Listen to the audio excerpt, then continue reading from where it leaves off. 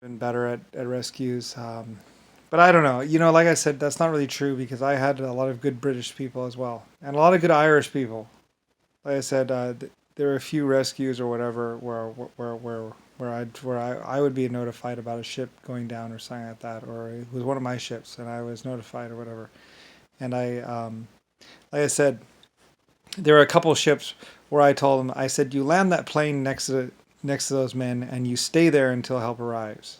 I think the men were actually in the water at that time, and they were flying over, and they were like, "We'll send a ship by," and I was like, "No, they'll never find them." And I think the pilot might have been saying, "But the seas are rough," and I said, "I don't care. You land that plane. I don't care if you crash into there. Your aircraft should float. It'll float next by, and it's a bigger target for them to see." So, like I said, there are a few times where I was like, "You land that plane nearby them, and I don't care if it's a crash. You know, it's because the ship will never find them otherwise." So, like I said, I was known as the captain or the commander that had no regard for material possessions. Like I said, I had given many orders like beaching a ship and firing at the enemy point blank with a battleship. Like I said, usually battleships fire ranged and they're ranging to target, and it's more of a downward projectile. A few of my engagements were literally point blank. Like I said, one of my engagements, or one of the engagements, we were taking on the enemy, and I said, "You beach that ship right there, and you fire at them point blank. I don't care. We'll pull the ship off later, but you get up there and you take that enemy fire or whatever. You're about to become a turret." And I think some of my men said, "Well, we're about to become a turret," which is basically they went. It was like I don't care if it or rips holes inside the ship. So what? Those bars aren't that big. You get there up there on that beach and you fire at those tanks point blank, and you take them out. Anyway, though, um, I mean, just the muzzle blast from the cannons would have been enough to kill those people in those tanks, basically. They didn't get that close though. It was pretty close though. It was a couple hundred feet, a couple thousand feet away, or something like that. But yeah, I mean, it made it a lot easier. I think they had to reduce the powder charge. I don't know. I don't remember. It was a glorious moment though. But there was a lot of moments where I was being told about situations, and like I said, once people understood how I felt, once we went through a couple engagements or a couple of things, people understood how I felt. Like I say, if there's men in the water, you get that plane down there and you land it on top of them, or not on top of them, but nearby them. You give the rescue ship some idea of where you are. You know, like I say, I don't care about the aircraft. You know, so yeah, that's where we get into basically like all these heroic rescues where people basically land the plane nearby, and sometimes the plane is lost, sometimes it's not. It's like I don't care. Anyway, all my aircraft were made so they wouldn't sink. They had flotation built into the hulls, so the planes couldn't sink, and so they would provide a bigger target for the ships to be able to find them. I said, I literally mean leave no man behind. As in, if there's somebody in the water, we fly until we find them, or we know they're dead, basically. So, and there's a few times where they wanted to call off the searches after 3 days and say they're dead. And it's like, no, they're not dead. They can survive up to 7 days or longer. Actually, I think you can technically survive 14 days in water, but can't imagine that. I said some of the rescues, the skin was falling off the people or something like that. They had been in the water so long. So, yeah. And anyway, though, but like I said, if there's any possibility, and like I said, those men were really, really thankful. And like I said, that's because of me. It's because I'm Lucifer Star and I don't leave people behind. If there's any possibility to save them, we do it. Or we did it. Sometimes I lost more people. Sometimes in some of the rescues we did lose people though. But that was a different situation. Well, especially with White Star Line Group, like I say. Usually if I could, we'd just spend money or something like that. If they would ask me, I'd be like, yeah, okay, sure. Just make it, fix it. But if it comes to guns and all that other stuff, and my Irish people knew me too. So did my British people and my Germans. I mean, if my people have done wrong, then we lock them up, we put them in jail, and stuff like that, and they did something wrong. But if not, then we make every opportunity, every effort to get them back, and save them.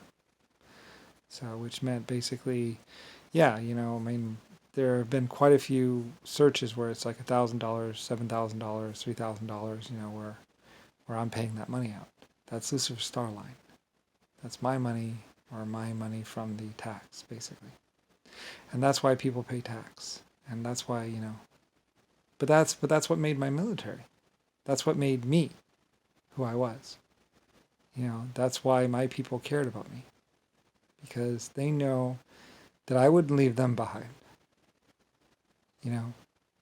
We always, like even on the things, like sometimes like I would be like notify the other command that their ship went down, and it's like, but it's like, I don't care, like the ship sunk, that's it, it's gone, now pick up the people or notify. And sometimes the people were like, blah blah blah blah blah. I think only one time did I forget. I think what happened was we sunk a ship or whatever, and we were picking up the crew, and one of the crew members had a gun, and he started shooting at my people that were rescuing them. And that's when I was like, all right, forget it, hit full power, let's get your ship out of there. But there were other times when I just said, well, you have bulletproof glass, right? So don't worry about it. And the people got up on the ship and then ran around the ship like crazy, trying to get in. And it's like, you're not going to get into a battleship. The doors are all locked, whatever. Anyway, though, but like I say, like there were people that would try and take over my ships and stuff like that. And so situations like that. That's what Lucifer White Star Lines got into. That's and all my men had to be trained for that crap. It's like I don't get it. Your ship just went down. Half your crew is dead, and you're going to start shooting at the rescuing ship that doesn't have to give a fuck, but I give a fuck. My men give a fuck. It's the way we are. So anyway, so sometimes some of the people we went to rescue would have guns, and would try and take over a ship, which is just like, I mean, I lose two or three crew that way, and so that kind of leads to sometimes we lock the doors, or or we just bring the ship nearby and they have to swim and climb their own stupid ass up, because the last time they attacked us. So anyway, like I say, a few people changed things for everyone. But like I said, my orders were to pick up crew members, even if they're the enemy. And a lot of people would laugh at this and laugh at me. And it's like, well, it's what made me me. It's what made me different than everyone else. So anyway, and that's where it all comes from. I'm a shipbuilder. Lucifer White Star. Lucifer Star. So, and that's why I'm still alive and other people are not. And anyway, so yeah. Anyway, and the rest of the crap is just, other things. So anyway, your history or whatever, that's where all that stuff comes from. Pick up the people out of the water, protect people, save people. And like I said, a few bad apples or a few bad people does not wreck an existence exactly. So anyway, and like I say, even though my people didn't directly know who I was and all that stuff, my orders and my wishes still got through, even though I was just a child Brian. So, but still Lucifer Star. Anyway. That's why a lot of people would laugh at me, blah, blah, blah, blah. But it's like, well, guess what? I was exponential. I was second existence and third existence and basically 100 trillion year existence. I did have a colony ship. You want to know why? It's because we were the best. We were better. We helped people mostly. Sometimes certain other people in command or whatever would attack me, or we would be attacking someone, but we only shoot soldiers and we only do what we have to. And usually we don't even have to do anything. Usually the people are like, come save us. And it's like, okay, I guess we'll go save them. You know, if there's people being oppressed or being whipped or being hurt, we go, we roll. Like I said, at one point in time I invented slavery, and slavery was just a way for what's called. But things changed, and we changed. And I was paying people and promoting happiness, health, and togetherness, family values, stuff like that. And so were my people. It's okay with Lucifer Star. You can trust me. You can trust my people. So there were a few people that you couldn't trust, but that's different. So, but mostly, big epic ships, spaceships, colony ships, creation of life forms, creation of animals. We did that. Very few people can claim the existence that I can claim and say that I am Lucifer Star and live. I said other people who claimed to be Lucifer Star died. They weren't Lucifer Star. They had no relation to me and no connection to me. Like I said, there were certain people that use my last name or use my name to get themselves somewhere safe. And that's different. Offering amnesty or offering protection from someone that's psychopathic and trying to kill you, well, that's different.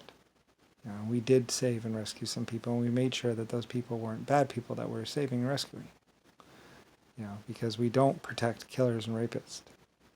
And there were some killers and rapists that were trying to get, inside of my group, like John McCain, Richard Nixon, and JFK. They're bad people trying to get inside. And like I say, in the end, and even Rodney, and like I say, in the end, the human race is not alone.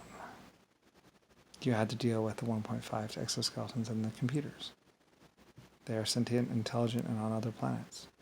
Anyway, and like I say, well, I am Lucifer Star, the creator of stars and galaxies and everything else. And it's like, mostly I just make these messages so other people won't pretend to be me. It's like, I am Lucifer Starlight. That's it. It's over.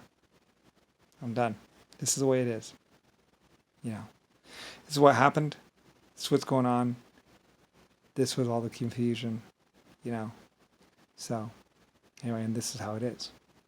And a lot of my people are waiting for me to make these messages or to tell my side or to explain the situation to the world. So, anyway, like I say, and a lot of people deduced my existence or deduced who I was or saw. Like I said, JFK saw my name on a PT boat, Lucifer Star. Like I said, I used to have my names on the name tags and stuff like that. Lucifer Star. It's my name. Anyway, other people would try to pretend to be blah, blah, blah, blah. They're not. Anyway, LS. I was a manufacturer just like everybody else. LS, Lucifer Star. Lucifer Star line. I had production lines. I had shipping lines. I had train lines. I had, lots of things. So, technically I'm a very rich, powerful person, but realistically I'm a leader. I'm a creator. So, anyway, yeah. So, and a few other people like Mr. I'll never die, I'll never grow, the truth will never be known, did bug me for 150 million years. I was like, hey, do you want a Lozinger? We make them. Anyway, and then there's all these other people which were annoying. It's like, well, basically I owned Hollywood. Film from the very beginning to the very end was all about me. My scientists, my people, my photographers.